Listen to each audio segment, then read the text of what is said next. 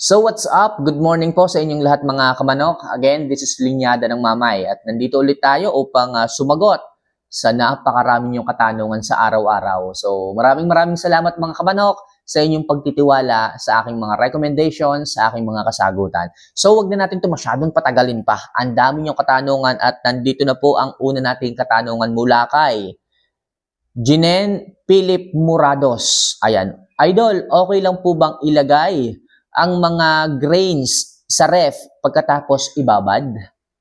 Sa tito ko po kasi nilalagay sa ref ang fermented Jackie Oats niya, lalo na kung siya ay may pupuntahang pasyalan. Okay, so ito, yung kagaya ng fermented Jackie Oats natin, hindi ko po ito advice na ilagay niyo po sa refrigerator. Kasi ang goal po natin dito is palabasin yung fermentation process. Okay? At pag po ito nasa loob ng ref, okay, ano po nawawala po hindi po natural yung fermentation. Possible o hindi po lalabas talaga yung marami at matataas na sustansya ng pagkain, ng patoka na yon. Ang advice ko po mga kamamay, doon nyo na lang po ilagay yung fermented Jackie Oats sa lugar na hindi masyadong naiinitan, hindi masyadong tinatamaan ng direktang init ng araw. Kasi ang fermentation po, nangyayari po ito sa labas. Okay? Nangyayari po ito kapag ang isang grains ay hindi po nakokontaminate o ibig sabihin ay hindi po nasisikatan ng araw. Kailangan po, ilagay nyo lang po yan sa isang tabi o sa ilalim po ng lababo. Pwede po yun. Kahit doon na lang po mga kamamay, hindi nyo kailangan pang ilagay sa rep. Baka mamaya bumaho yan, magalit pa sa inyong asawa ninyo. Magalit pa ang inyong mga nanay dyan. Sabihin naman, anak naman, ito naman kasi refrigerator, imbakan to ng pagkain, pang ulam, tapos lalagyan mo naman ng ganyan, ang baho-baho. So, di ba, di nagalit pa sa inyo. Kaya mga kamamay, yung mga ganyang fermentation, hindi ko po advice na ilagay sa ref. Mas maganda po yan sa mga malalamig na lugar, sa ilalim ng lababo, sa tabi ng kusina, o sa tabi ng banyo. Huwag lang nababasa, huwag lang naiinitan. Okay, ang goal natin dyan nga, sabi ko, lumabas yung fermentation process, yung mga bula-bula. Okay, yung mga, alam mo yun, yung mga foam sa ibabaw, tapos humilab po yung mga grains, doon pa lang po okay na po yan. Yung amoy po niyan, kung iniisip nyo, kamamay, ang baho kasi baka hindi maging maganda sa manok ko, normal po yung baho. Okay, kasi hindi ko ito napapansin. Pasensya na po kasi hindi ko napapansin yung amoy kasi sanay na po ako. Pero sabi nung kapatid ko nung isang araw, mabaho daw nga. Pero sige, sabihin natin mabaho, yung amoy po niyang mabaho, normal po yun. Yun po ang natural scent na gusto ng manok. Kung iniisip nyo na baka nasira, baka napanis, mali yung ginawa ninyo para lang maiwasan na hindi masira, hindi mangamoy, nilalagay nyo sa rep, normal po yung amoy, normal po yung baho na yan. Okay? Hayaan nyo po, normal po yan. Tama po ang ginagawa ninyo, normal po yan. Alright? Pero yung nilalagay nyo sa rep, wag na po, hindi nyo po kailangang ilagay sa ref yan. So, sana po nakatulong yung simpleng tips na to. Ano po? So, next question po tayo. Alright, ito galing kay Jaynard Publico. Idol, pampamatured po ba ang Super Amino Flex? At ano po ang benefits ng Super Amino Flex? Thanks, Idol. Okay, ang Super Amino Flex po, from its word, okay, Super Amino Flex, mayaman po ito sa amino, which is yung amino po mga kamamay, kailangan po ito nung mga manok natin na payat. At yung mga manok po nating payat, mga kamanok, possible kulang po yan sa mga B vitamins. At pag kulang po sa mga B vitamins yung isang manok na payat, kalimitan, hindi ko na sinasabing lahat, doon po hindi nagiging matured ang isang manok. Pero yung mga manok po na may magagandang pangangatawan, dyan po nadidevelop yung pagiging early maturing nila. Bakit po? Kapag maganda po pangangatawan, possible na kukuha niya po lahat ng nutrients, especially yung mga B vitamins. Alright? So kung tinatanong mo kung ito bang si Super Amino Flex is magandang ibigay sa ating mga alaga para maaga silang mag-matured, ang sagot ko po sa inyo ay po pwede po. Pwede po kasi kasabay po nung pagganda ng kanyang katawan dahil sa dami o taas ng amino acid na taglay ni Super Amino Flex, maaaring sumabay rin po yung mga B vitamins. Kung kaya't sa pag-develop ng pangangatawan, sumabay din po yung pagiging early maturing ng inyong mga manok. So yan po yung simpleng kasagutan ko sa iyong katanungan. So sana, Jaynard, nasagot ko po ng maayos yung inyong tanong. So next question po mga kamanok, galing po kay Aaron Ray Kalinaw. Good day kamamay, panibagong katanungan naman po. Pwede bang magpurga sa ating mga nokis kahit may sipon? Okay, so kung may respiratory disease, kagaya ng sipon, halak at pisik, wag muna niyong pupurgahin.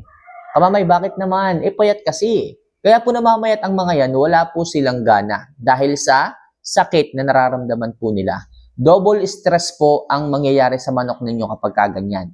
Unahin niyo po yung respiratory disease kagaya ng sipon, pisik o halak. Okay, bago kayo magpurga. So stress na nga, masakit na nga yung ulo ng manok. Ganyan din po yan ha mga kamamay, kagaya ng tao kapag may sipon. Tingnan po ninyo, hindi komportable yung manok. Wala pong appetite. Lamyain, natutulog. Makikita nyo yung manok na nasa ringging pag may sipon, andun sa sulok tulog, nakaganyan. Okay, ang worst pa, kapag sobra yung basa na po yung kilikili, yung ulo narito sa kilikili, nakaganon eh. Bakit po? Kasi po, mas relax po sila kapag kaganon. Pag nagpapahinga tulog. Di ba? Kahit tayo, kapag may sipon tayo, okay, masakit ang ulo, mainit ang mukha, mainit ang pakiramdam. Di ba? Ang gusto natin mahiga lang, matulog, pumikit, midlip, para makarecover. Ganon din po ang manok. Tapos pupurgahin mo pa, hindi na nga, may sakit na nga kayo, pupurgahin nyo pa, sarili ninyo. Di ba lalo kayong stress? So, ang gusto ko lang po ditong iparating sa inyo, gamutin nyo po muna yung sipon. Para kapag okay na po yung sipon, kahit payat yung manok, wala kayong problema. Masigla naman siya, magana naman kumain. Mas makaka-recover yung manok kapag gano'n. Pag pinurganin nyo yung maayos na manok na walang sakit, kahit payat, mas mabilis po ang recovery ng katawan kapag gano'n. Pero kung iisipin po ninyo, may sipon na nga, may sakit na nga, pupurgahin nyo pa. Pag pinurgan ninyo, lambot ang manok, lalong hindi makakakain, lalong may stress, lalong malulungkot, o baka lalo pang magkasipon, o mas tumagal ang gamutan ng respiratory disease ng mga yan. Kaya ang sagot ko sa katanungan mo, gamutin mo ng sipon, sa ibang araw ka na lang magpurga. So sana kamanok, nasagot ko po yung katanungan mo, Aaron. Sana po ay satisfied po, ano? Next question po tayo. Next question po natin ay, ito po, galing kay Fritz. Good evening kamamay, magtatanong lang po. Ano po ang panghalo sa Jackie Oats? Tubig lang ba, kamamay? Salamat po.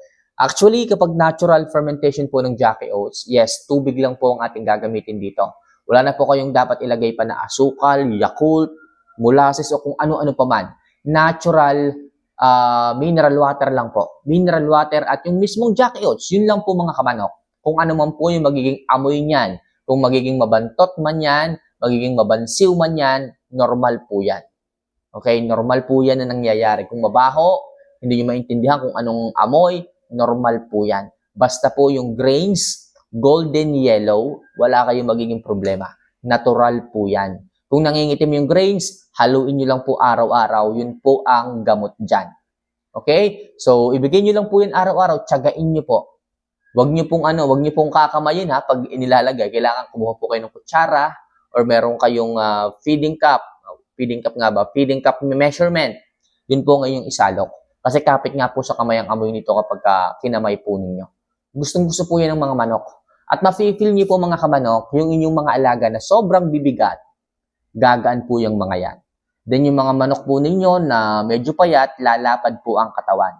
Mamumula ang mukha, kikintab ang balahibo, at yung appetite nila nandun, yung takaw. Pero ako dito mga kamamay, mga kamanok dito sa aking backyard, one day, one eat po ako. Isang beses lang po ako nagbibigay ng pagkain at yung pangangatawan nila, hipuin po ninyo. Magaan, mapitso. Tandaan nyo, magiging mapitso po yung manok ninyo ha. Hindi po to kagaya ng mga bola ninyo. Kung gusto po ninyo pang meat production, huwag nyo na pong lagyan ng fermented Jackie Oats. Kasi ang inyong mga alaga, mga kamanok, magta-transform po ang katawan ng mga yan.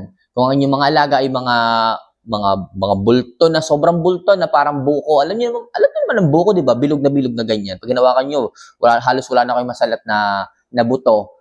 Huwag niyo na pong gamitin ng Jackie Oats kung ayaw niyo pong maging mabuto ang inyong mga alaga. What I mean is masasalat niyo po yung pitso. Kasi aalisin po ng manok talaga yung mga fats ng inyong mga alaga. Actually, yung nafe-feel po ninyong bultong katawan, marami pa po yung taba. Okay? Akala niyo lang po laman pero taba pa rin po yan. Mabigat.